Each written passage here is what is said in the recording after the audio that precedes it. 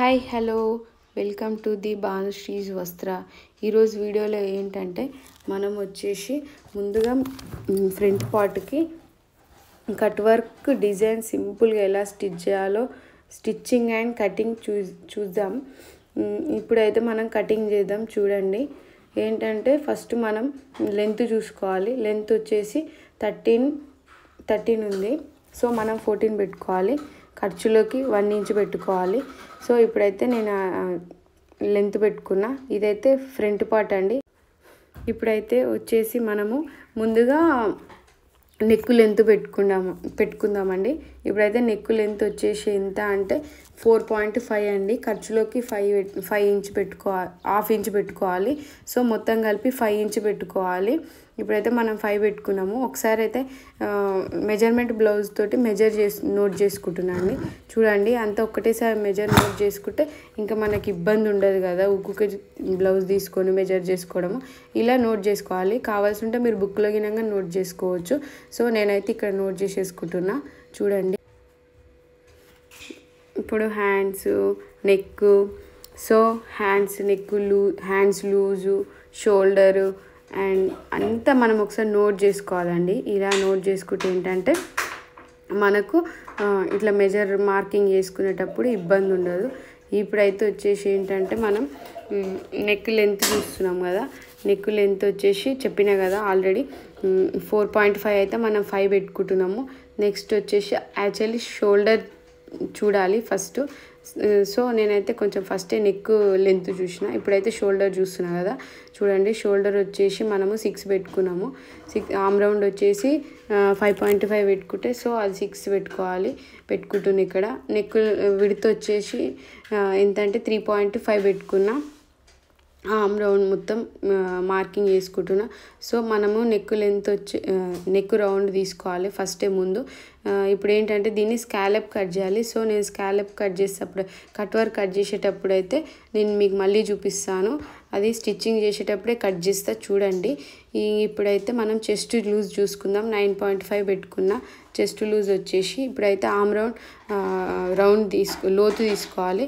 So arm round గినంగా marking చేసుకున్నా. ఇప్పుడైతే చూడండి ఇప్పుడు నెక్స్ట్ వచ్చేసి నడుము లూజ్ వచ్చేసి 8.5 అయితే 9.5 పెట్టేసిన.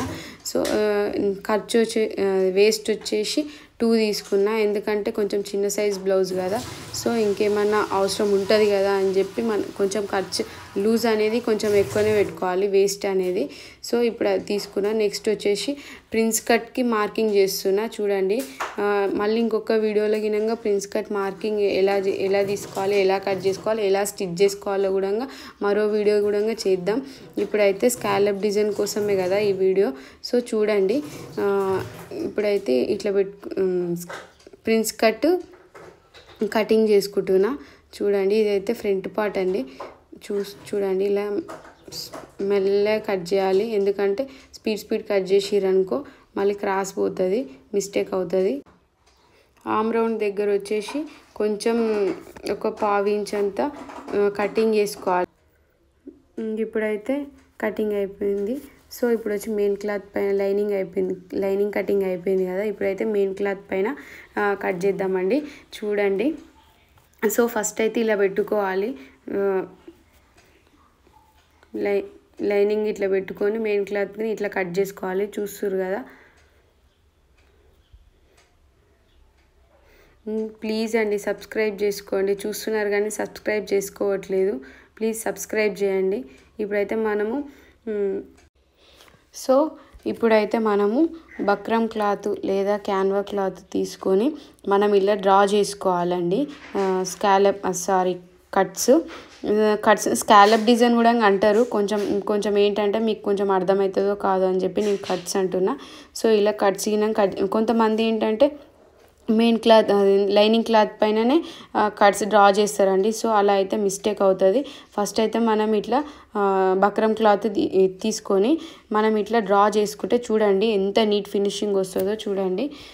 సో ఇట్లా తీసుకోవాలి. మనం తర్వాత అది కట్ చేసుకున్న తర్వాత ఐరన్ చేసేసుకుంటే అయిపోతుంది లైనింగ్ క్లాత్కి. ఇట్లా కావాల్సి ఉంటే కొంతమంది బిగినర్స్కి ఏంటంటే ఎలా కట్ చేసుకోవాలి ఏంటి అని చెప్పి భయం వేస్తుంది. సో ఇలా తీసుకోండి. ఇప్పుడు ఐరన్ చేసుకుంటే అయితే అది కదలదు, మనకు ఏం ఇబ్బంది ఉండదు. చేసుకున్న తర్వాత ఇంకా బటన్స్ ఇట్లా మెయిన్ క్లాత్కి ఫ్రంట్ సైడ్ ఇట్లా వేసేసి మనకి కట్స్ అనేది పైనకి ఇట్లా కనిపించాలి. సో ఇట్లా పెట్టి మనము కట్స్కి ఇట్లా కొంచెం గ్యాప్ ఉండాలి. దాని మీద క్యాన్వా మీద అయితే అస్సలు వేయొద్దు, స్టిచ్ చేయొద్దు. ఇట్లా కొంచెం సైడ్కి వెళ్ళి స్టిచ్ చేయాలి. అట్లా అయితేనే మనకి షేప్ మంచిగా వస్తుంది, స్కాలప్ షేప్. చూడండి ఇట్లా బటన్స్ అయితే కంపల్సరీ పెట్టుకోండి, ఎందుకంటే ఇప్పుడైతే వచ్చేసి మనం నెక్ కట్ చేసుకున్నాము. ఎప్పుడైనా కట్స్ డిజైన్ కట్ చేసేటప్పుడు నిడిల్ అనేది ఆ కార్నర్స్ దగ్గర పెట్టి మళ్ళీ ఇట్లా రౌండ్ తిప్పాలి. అట్లయితే మనకు మంచిగా వస్తుంది షేప్. చూసుకోవాలి ఎట్లా వచ్చింది, ఇట్లా థ్రెడ్ దానిపైన పడిందా అని చూసుకోవాలి. చూసుకున్న తర్వాత ఇప్పుడు ఏం చేయాలంటే దీన్ని ఉల్టా తీయాలి. ఉల్టా తీస్తే చూడండి షేప్ ఎలా వచ్చింది ఏంటి అనేది చూడండి, బాగుంటుంది. కుట్టేటప్పుడు ఈజీగా ఉంటుందండి, చూస్తూ ఉంటే ఇట్లా ఇబ్బంది అనిపిస్తుందేమో, కానీ కుట్టేటప్పుడు మాత్రం చాలా ఈజీగా ఉంటుంది. మీ బ్లౌజ్ మీరే స్టిచ్ చేసుకోవాలనుకుంటారు, ఒక్కసారి కటింగ్ చేస్తే మీకే అర్థమైపోతుంది. ఫస్ట్ అయితే మీరు ఇలా నీట్గా వచ్చేలా తీయాలి. సో ఇలా తీసిన తర్వాత ఏం చేయాలంటే కొంచెం షేప్ అనేది కరెక్ట్ ఇట్లా ఫోల్డ్ రాకపోతే సో ఇట్లా కార్నర్ వరకు కట్ చేసుకోవాలి. ఎందుకంటే మనం ఎక్కడి వరకు స్టిచ్ చేసినామో సో అక్కడి వరకు మంచిగా షేప్ రావాలి అంటే ఇట్లా కొంచెం కట్ చేసుకోవాలి. కట్ చేసుకున్న తర్వాత నీట్గా వస్తుంది. చూడండి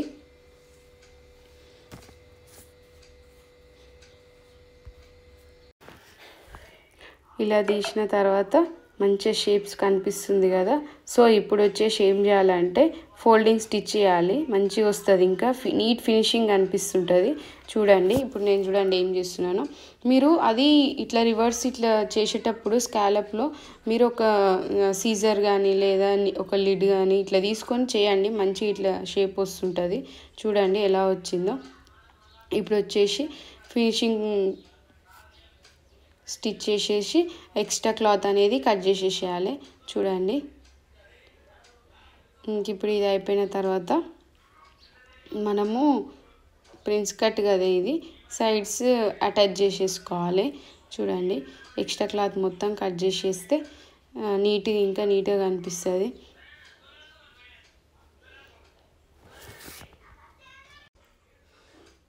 ఇందులో మీకు ఏ డౌట్ ఉన్నా కానీ కామెంట్ చేయండి ప్లీజ్ అండి, సబ్స్క్రైబ్ చేసుకోండి. చూడండి ఇక్కడైతే అయిపోయింది, ఫినిష్ అయింది. ఇప్పుడు వచ్చేసి మనము సైడ్స్ అనేది అటాచ్ చేసుకోవాలి. సో ఇవి కూడా నీట్గా మొత్తం సైడ్ మొత్తం స్టిచ్ చేసేసి ఎక్స్ట్రా ఉన్న క్లాత్ అంతా కట్ చేసేసుకుంటే నీట్గా అనిపిస్తుంది. చూడండి ఈజీ ఉంటుందండి, boat neck are prince cut ఏం ఇబ్బంది ఉండదు, కటింగ్ అండ్ స్టిచ్చింగ్ ఈజీగా ఉంటుంది. సో మెయిన్ బ్లౌజ్ కన్నా ఇదే చాలా ఈజీగా ఉంటుంది. చూడండి బిగినర్స్ అయితే ఈజీగా ప్రిన్స్ కట్ బ్లౌజ్ కట్ చేసుకోవచ్చు. ఏ సైజు వారికి అయినా సరే షోల్డరు నెక్ విడ్త్ ఒకటి చూసుకుంటే మిగతా అంతా సేమ్ ఇలానే ఉంటుంది. సో అది కూడా ఏమైనా డౌట్స్ ఉంటే కామెంట్ చేయండి, అందులో రిప్లై ఇస్తా. ఏంటంటే ఏ సైజుకి ఎంత పెట్టాలి షోల్డర్, ఏ సైజు వరకు ఎంత పెట్టాలి నెక్ అని అడగండి, అది కూడా క్లియర్ చేస్తా. ఇప్పుడైతే సైడ్స్ అయింది, సో దీనికి అటాచ్ చేసేసుకోవాలి. చూడండి ప్రిన్స్ కట్ బ్లౌజ్ ఇలానే ఈజీ ఉంటుందండి, మీకు చూస్తేనే అర్థమైపోతుంటుంది. ఇప్పుడైతే మనం అటాచ్ చేసేసుకుంటున్నాము. అటాచ్ చేసేసుకున్న తర్వాత చూడండి ఇప్పుడు చూడండి ఎంత బాగా వచ్చిందో చూడండి, నీట్ మంచి డీసెంట్ షేప్ వస్తుందండి. చూడండి